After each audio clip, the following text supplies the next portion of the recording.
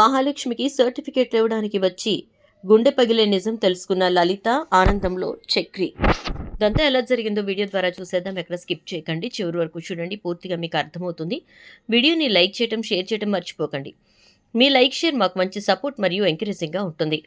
ఇక మొత్తం మీద మాధవ అయితే పెళ్లి వాళ్ళు రావడంతో ఒక్కసారిగా షాక్ అవుతాడు. ఎందుకంటే వాళ్ళు వస్తున్న విషయం మాధవకు మహాలక్ష్మి అయితే చెప్పదు. వాళ్ళు సాయంత్రం వస్తారు అని చెప్పని అంటుంది. కానీ వాళ్ళు సడన్గా రావడంతో, మాధవ ఇంటికి రావడంతో గబగబా రెడీ అవ్వమని చెప్తారు. ఇక మాధవ్ వెళ్ళి రెడీ అయ్యి వస్తాడు. ఈలోపు పెళ్లి వాళ్ళు రానే వస్తారు. అలా వచ్చినటువంటి వాళ్ళందరినీ చూసి ఇక వీళ్ళంతా కంగారు పడతారు. ఎందుకంటే మాధవ్కి ఎక్కడ విషయం తెలిసిపోతుందోనని. ఇక పెళ్లి వాళ్ళంతా కూర్చుని మాట్లాడిన తర్వాత బ్రోకర్ అన్న మాటలతో మాధవ్ కొంచెం డౌట్ పడతాడు. ఎందుకంటే కండిషన్ విషయం చెప్పారా అని. దాన్ని కూడా చక్రి చాలా జాగ్రత్తగా మేనేజ్ చేస్తాడు. ఒక రకంగా చక్రి అయితే ఎవరు కంగారు పడకండి. ఎందుకంటే పెళ్ళి అన్న తర్వాత చాలా మాటలు మాట్లాడుకుంటూ ఉంటారు. మాట్లాడుకునే వాటిల్లో కొన్ని మంచి ఉంటాయి, కొన్ని చెడు ఉంటుంది, కోపాలు ఉంటాయి, అది ఉంటాయి, ఇది ఉంటాయి అని మొత్తానికి కన్ఫ్యూజ్ చేసి అసలు విషయం తప్ప అన్నీ మాట్లాడతాడు. ఇక అక్కడికి అయిపోయిన తర్వాత ఇక పెళ్లి వాళ్ళు అయితే ఇక మేము బయలుదేరుతాము, ఎందుకంటే మాట్లాడుకోవడం అంతా అయిపోయింది కదా, ఇక పెళ్లి నిశ్చయం చేసుకోవటమే కదా, టైం చూసుకుని పెళ్లి నిశ్చయం చేసుకుందాం అని చెప్పేసి అనుకుంటారు. ఇక అలా అన్న తర్వాత మొత్తం మీద అయితే వీటన్నిటిని చూసి మాధవకి అనుమానం వస్తుంది. అసలు ఏదో జరుగుతోంది, వీళ్ళు నాకు చెప్పట్లేదు అని చెప్పి అనుమానం వచ్చి వెంటనే ఇక మాధవ మహాలక్ష్మి దగ్గరికి వస్తాడు. అమ్మ మహా అని చెప్పని పిలిస్తే చెప్పు పెద్ది అని చెప్పని అంటుంది. పెళ్లి వాళ్ళు చాలా మాటలు మాట్లాడారు. ఆ మాటలు చూస్తే నాకు ఎందుకో అనుమానంగా అనిపిస్తోంది. చెప్పమ్మా, ఏం జరిగింది అసలు, వాళ్ళు ఏంటి కండిషన్ అంటున్నారు అని చెప్పని అనేసరికి ఏం లేదు పెద్ది, కండిషన్ ఏం లేదు అని చెప్పని అంటుంది. అనగానే ఇక మాధవ పెళ్లి కూతురు ఫోన్ చేసేసరికి వెళ్ళి వస్తాడు. అలా వెళ్ళి వచ్చిన తర్వాత మాధవ ఒక విషయం అర్థమైపోతుంది. అలా అర్థమైనటువంటి మాధవ ఇక అప్పుడు వాళ్ళందరితో మాట్లాడతాడు. ఇంటికి వచ్చి నేనే వెళ్ళిపోతాను, ఎందుకంటే మీ అందరికీ నేను లేకపోయినా పర్వాలేదు అనుకుంటున్నారు కదా అంటే అలా కాదు అని చెప్పేసి అనేసరికి ఇక అప్పుడు మాధవ అయితే మాట్లాడతాడు.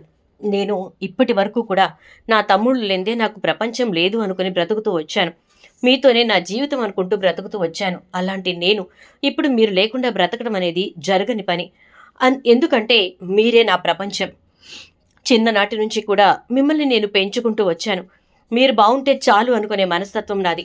ఇప్పుడు నేను సంతోషంగా ఉండాలని చెప్పి మీరందరూ తీసుకున్న ఈ నిర్ణయానికి నేను కట్టుబడి సరేనని చెప్పి పెళ్లి కొప్పుకున్నానే తప్ప మిమ్మల్ని అందరినీ వదిలేసేసి నా స్వార్థం చూసుకుని నేను వెళ్ళిపోవాలనేది నా ఆలోచన కాదు.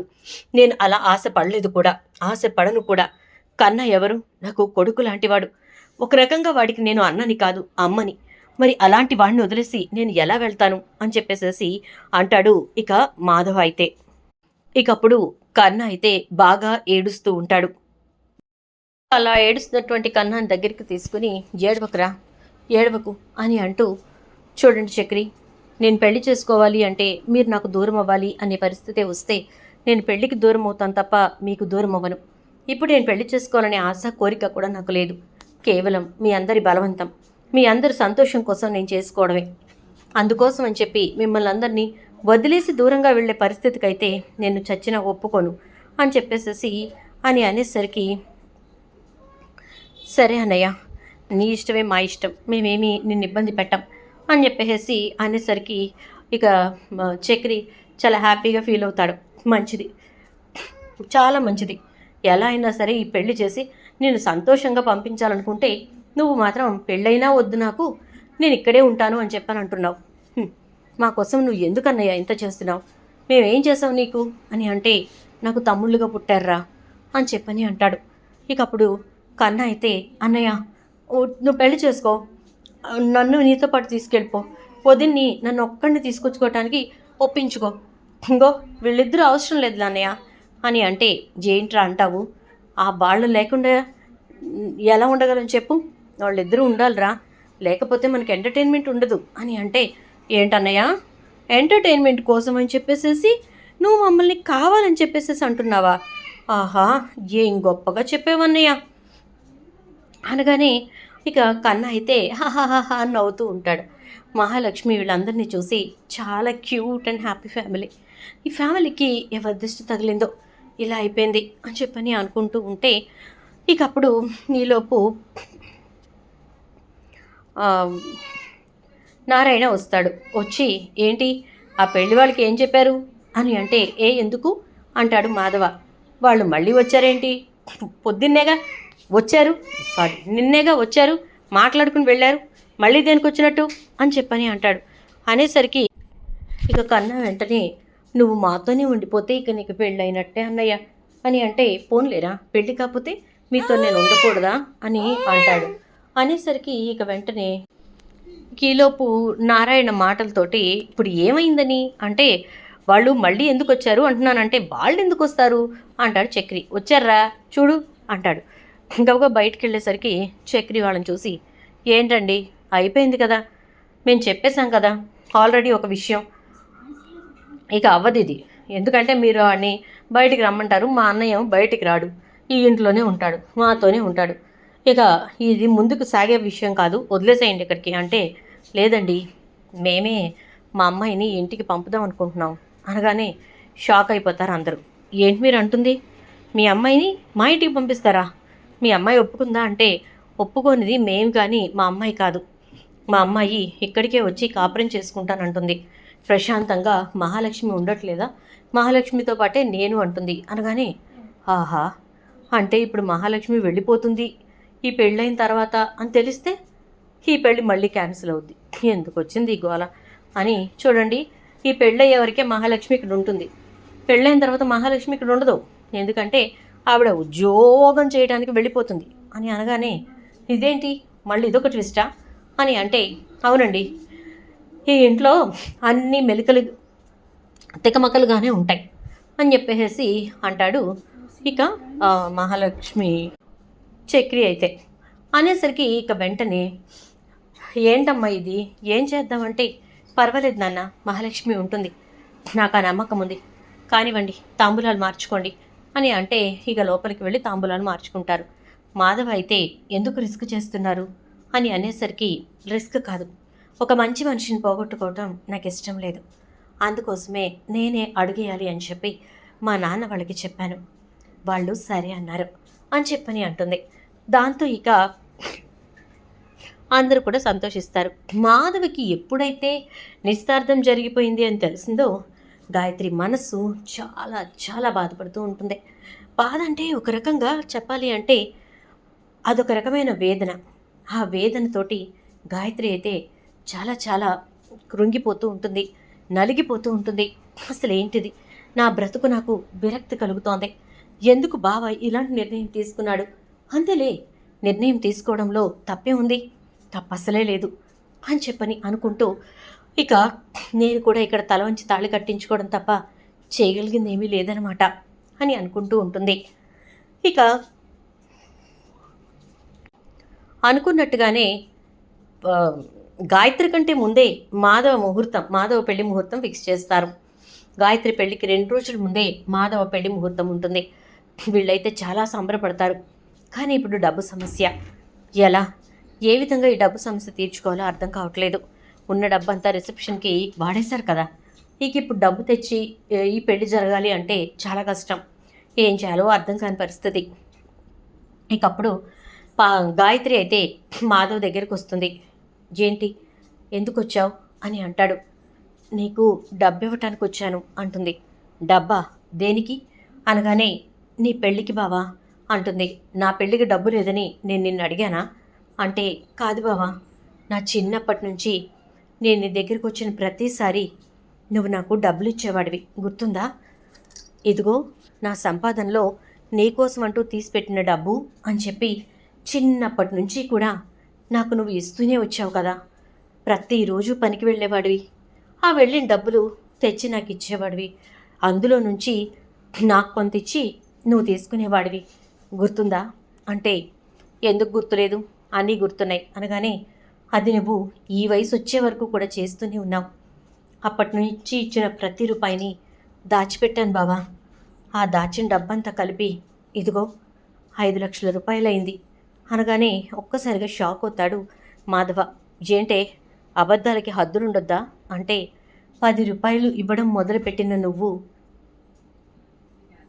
500 ఇచ్చే వరకు వచ్చావు బావా. మరి అలాంటప్పుడు ఎంత డబ్బు దాచుంటానో ఆలోచించు అని చెప్పని అనగానే ఇంకప్పుడు ఒక్కసారిగా మాధవ షాక్ అయిపోతాడు. మా అమ్మకి ఆ డబ్బుని వడ్డీకి కూడా ఇచ్చాను, ఆ వడ్డీలు కూడా కలిపి ఇంత డబ్బయింది తెలుసా అనగానే ఇక ఒక్కసారిగా మాధవ అయితే నువ్వు చెప్తుంది నిజమా గాయత్రి అంటే నీ మీదొట్టు బావా అంటుంది. అయితే నువ్వు అబద్ధం చెప్పవే గాయత్రి అని చెప్పి అయినా అది నీకోసం ఇచ్చిన డబ్బు నువ్వు నాకు ఇస్తావేంటి అనగానే నేను నీ దాన్న అయిన రోజున నీకోసం బంగారుపు వస్తువు చేయించాలి అనుకున్నాను, కానీ నేను నీ దాన్ని అవ్వటం అనేది కల్లా అని అర్థమైపోయింది కదా. నీ పెళ్లి ఖర్చులకి ఎలాగూ ఇబ్బంది పడతారని తెలిసే ఈ డబ్బు తీసుకొచ్చాను. అసలు యాక్చువల్గా మన పెళ్లి టైం అప్పుడు అవసరమైతే పెళ్లి ఖర్చులు పెడదాం, లేదంటే నీకు వస్తువు కొందాం అనుకున్నాను, ఇదిగో అది ఇలా వచ్చింది అని చెప్పి ఆ డబ్బు ఇచ్చేసి వెళ్తూ ఉంటే చక్రి అయితే అలా చూస్తూ ఉండిపోతాడు. మహాలక్ష్మి క్లాప్స్ కొడుతుంది.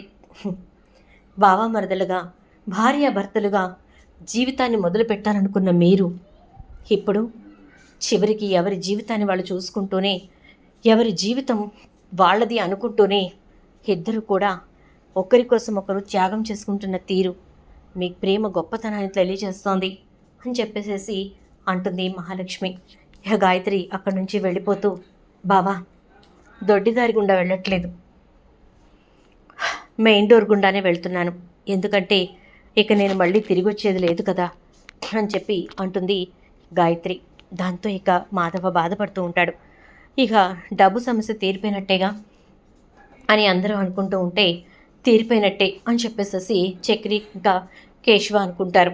అయితే ఇక రేపటి నుంచి పెళ్లి ఏర్పాట్లు మొదలు పెడదాం అని అనుకుంటారు. మాధవ లోపలికి వెళ్ళి చాలా బాధపడుతూ ఉంటాడు. గాయత్రి ఒక్క అడుగు నా కోసం వేసినట్టయితే అసలు ఈరోజు మన జీవితం మరోలా ఉండేది కదే, ఎందుకే ఇంత పిచ్చి పని చేశావు అని అనుకుంటూ ఉంటాడు. ఈలోపు గాయత్రి ఏడ్చుకుంటూ ఇంటికి వెళ్తుంది. ఇంటికి వెళ్ళిన గాయత్రిని ఆపుతుంది తాయారు.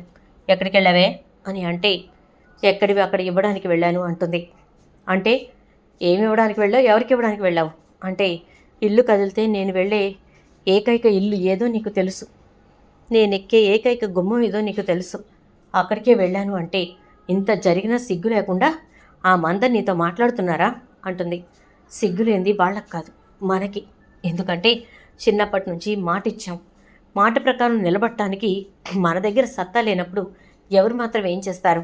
వాళ్ళ డబ్బు వాళ్ళకి ఇవ్వడానికి వెళ్ళానంటే వాళ్ళ డబ్బు నీ దగ్గర ఎక్కడుందే, నువ్వు ఇవ్వడానికి వెళ్ళటం ఏంటి అని అనేసరికి అవును నేనే ఇవ్వటానికి వెళ్ళాను, ఎందుకంటే వాళ్ళ డబ్బు నా దగ్గరే ఉంది కాబట్టి అని అంటుంది. ఎక్కడిది నీకు అంటే నీకు మధ్య మధ్యలో 2 లక్షలు వడ్డీకి ఇచ్చా గుర్తుందా అంటే అవును 2 సార్లుగా 4 లక్షలు ఇచ్చావు కదా, ఎక్కడివి నీకవి అని అడుగుతుంది. ఇచ్చినప్పుడు అడగాల్సిన ప్రశ్న ఇప్పుడు అడుగుతావేంటి, అప్పుడు వాటిలో నుంచి ఇంకా నాకు 20,000 రూపాయలు వడ్డీ బాకీ ఉన్నావు కూడా అంటుంది. ఆ వడ్డీని నీ పెళ్ళికి ఇచ్చేస్తాలే అనగానే అయితే ఆ వడ్డీ డబ్బులు ఇచ్చేటప్పుడు మాధవ్ బావ పేరు రాయించు, ఎందుకంటే ఆ డబ్బంతా మాధవ్ బావదే అంటుంది. ఏంటి 4 లక్షల రూపాయలు మాధవ్వా అంటే నువ్వు ఇచ్చిన వడ్డీలతో కలిపి ఆ 5 లక్షలు అయినాయిలే అని అంటుంది. దాంతో ఒక్కసారిగా షాక్ అవుతుంది తయారైతే. అయిపోయిన తర్వాత ఇంకా మాత్రం ఆ ఇంటికేసి వెళ్ళకు, వాడికి పెళ్లి కుదిరింది కదా అని అంటే తెలుసు అందుకే వెళ్ళొచ్చాను అని చెప్పేసి అంటుంది. ఇక ఇదంతా ఇలా ఉండగా చక్రి అయితే ఇంకా మాధవ్ పెళ్లి పనుల్లో ఉండగా ఫోన్ వస్తుంది. ఎందుకంటే చక్రి ఒక ఆవిడని యూనివర్సిటీలో దించినప్పుడు ఆవిడతోటి జరిగిందంతా చెప్తే ఆవిడ మీకు నేను సర్టిఫికేట్స్ ఇప్పిస్తాను అని చెప్తుంది. అందుకోసం అని చెప్పి ఆవిడ అక్కడ ఏర్పాట్లన్నీ చేసి ఫోన్ చేస్తుంది. చేసి మహాలక్ష్మిని తీసుకుని వస్తే నేను మీకు సర్టిఫికేట్స్ ఇప్పిస్తాను అని అంటుంది. సరే అయితే అని చెప్పి చక్రి మహాలక్ష్మిని తీసుకుని వెళ్తాడు. తీరా అక్కడికి వెళ్ళిన తర్వాత అక్కడేమో వాళ్ళు అట్లీస్ట్ హాల్ టికెట్ నెంబర్స్ అన్నా చెప్పమంటే మహాలక్ష్మికి సరిగా గుర్తుండగా ఒక్కొక్క నెంబర్ కరెక్ట్ చెప్తుంది, ఒక్కో నెంబర్ తప్పు చెప్తుంది. ఇక అలా చెప్తూ ఉండేసరికి వాళ్ళు కూడా చూడు చక్రి ఇక మేమేం చేయలేం, ఎందుకంటే మేము క్లియర్గా చెప్తున్నాం కదా, అట్లీస్ట్ ఏదో ఒకటి ఉండాలి, ఏది లేకుండా మేము చెయ్యాలంటే మా వల్ల కూడా కాదు కదా అని అంటారు. సరే సరే అయితే ఓకే థ్యాంక్ యూ అని చెప్పేసి అక్కడ నుంచి వెళ్ళిపోతాడు. ఇక చక్రి అయితే మహాలక్ష్మిని తీసుకొని వచ్చేసాయి అనుకుని చాలా సంతోషపడ్డానండి అంటుంది. నేను కూడా అలాగే అనుకున్నానండి బాబు. సర్లేండి అయిపోయిందేదో అయిపోయింది కదా అని చెప్పేసేసి అంటూ ఇక చక్రి అయితే చాలా సంతోషంగా తిరిగి వస్తూ ఉంటాడు. ఒక పక్క నుంచి దొరికితే సంతోషమే, దొరికితే మళ్ళీ అక్కడ వెళ్ళిపోతుందోనని బాధ. ఇంకా వచ్చి కారులో కూర్చుంటాడో లేదో, వదినా అని చెప్పి వాళ్ళ వదినకి ఫోన్ చేస్తుంది మహాలక్ష్మి. ఇదేంటి ఇప్పుడు ఆవిడెందుకు కత్తుంది ఈవిడ అని అనుకుంటూ చూస్తూ ఉంటాడు. ఇంకా ఈలోపు చెప్పు వదినా, నా సర్టిఫికెట్లు అన్నీ నిజంగానే కాల్చేశారా, చించేశారా, ఏం చేశారు వదినా? అసలు వీళ్ళు మనుషులేనా? ఎంతో కష్టపడి చదువుకున్న చదువు వదినా. ఆ సర్టిఫికెట్లు కాల్చడానికి వీళ్ళకి చేతులలో వచ్చాయి వదినా. అసలు వాళ్ళు చదువుకున్న మూర్ఖులా ఏమన్నానా ఏంటి అసలు అర్థం కావట్లేదు అంటూ చాలా మాటలు మాట్లాడుతుంది మహాలక్ష్మి. ఇక అలా మాట్లాడుతున్నటువంటి మహాలక్ష్మి మాటల్ని లలిత వింటుంది. ఫోన్ పెట్టేస్తుంది హారిక. దేంటి మాట్లాడుతుంటే కట్ చేసింది అంటే, మరి అలా మాట్లాడితే ఎవరు మాట్లాడతారండి? ఆవిడ ఏమన్నా కావాలని చేస్తారా? అక్కడున్న పరిస్థితి అలా ఉంది, దానికి ఆవిడ మాత్రం ఏం చేస్తారు అని చెప్పేసి అంటాడు. ఇక చక్రి అయితే అన్న తర్వాత ఇంక ఇద్దరూ కలిసి బయలుదేరిపోతారు. బయలుదేరిన తర్వాత ఇంకా ఇద్దరు ఇంటికి వచ్చేస్తారు.